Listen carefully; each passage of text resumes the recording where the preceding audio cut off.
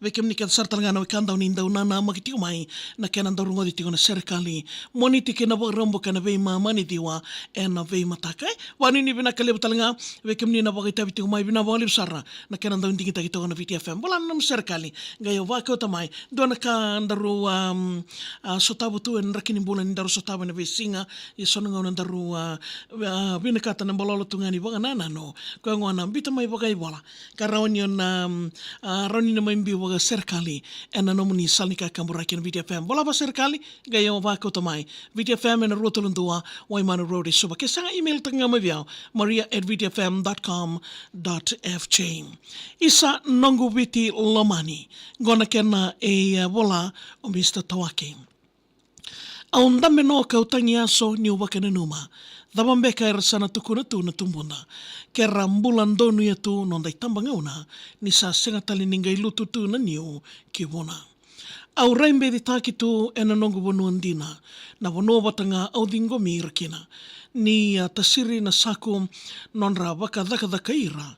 Iso di talembeka menambi taki kina. Au nrabu atu enandela ni nongu wutu ni au. Niu surevaka na imbe ra ngai kisi ki na tambakau. Au sulia na loma wako i tamanda ndoambao endai au tangi wutungo maina nonra tu na marau. Au samai bulangi ena wanua au taukena. Kau mamautu ngā mai ena meme ni kenra.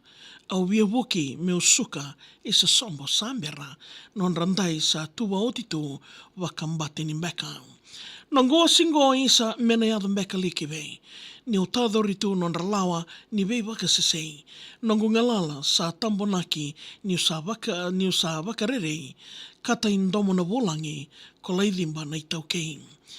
Dingombada tu e so na itaukei au sanruka. Rangumia na kenrai woli e rayaviti mbulambola. Senga na veira yaki ni rasakana dhuwa le dhavi ni ratiloma na matini siwa maitumba. Sorosile na boindi mai veira na wolangi e so. Totolo nonra tādori ni uiaviti e vonombuto.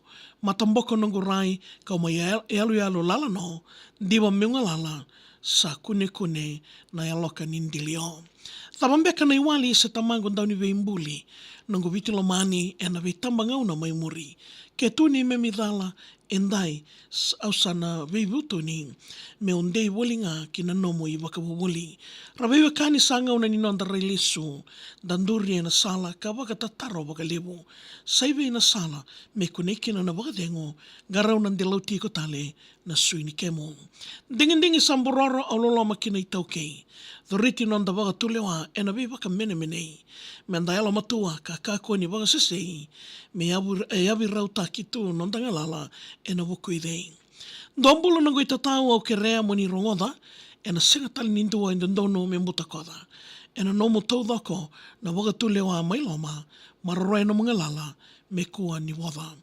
Nango banua isango sa nongo isaki e lama sarengo na momositi e wuni taki au na wala taki i tada ki tukilangi mondei mo kaukaua na nongo viti LOMANI. Ia vikem ni nandobo de tiko mai na nondaru Serekali mai dingo mirau tiko ena mataka vinakenikua na nondaru Serekali Namaki koningo le dawa rani na sema tiko na Facebook page na VitiFM era sartalanga ni onanga ia wili katal tiko ni kina serong adani kina ena singa vinakenindai. Wala na namu Serekali email mai viau maria@vitifm.com.fj.